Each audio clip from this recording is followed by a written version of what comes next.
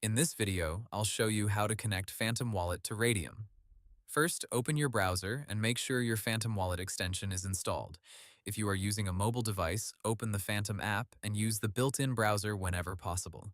Before connecting, check that your wallet is set to the Solana network. You should also have a small amount of SOL in your wallet if you plan to swap tokens, provide liquidity, or approve transactions later. Next, go to the official Raydium website.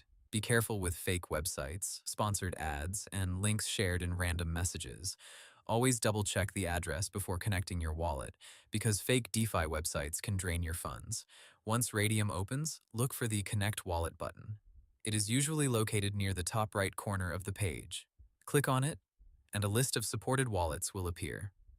From the wallet list, choose Phantom. After that, your Phantom wallet will open a connection request. Take a moment to review the website name and make sure it is really Raydium. If everything looks correct, click Connect or Approve inside Phantom.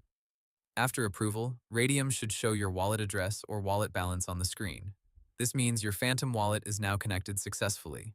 Now you can use Raydium features like swaps, liquidity pools, and other Solana DeFi tools.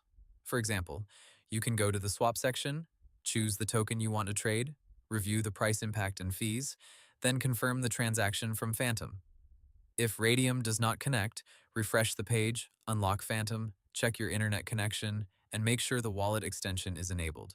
You can also disconnect and reconnect from Phantom if needed. Always remember, connecting your wallet does not require your seed phrase. Never type your recovery phrase into any website, and never approve transactions you do not understand. Hope the tutorial was helpful, subscribe to my channel, and see you in the next video.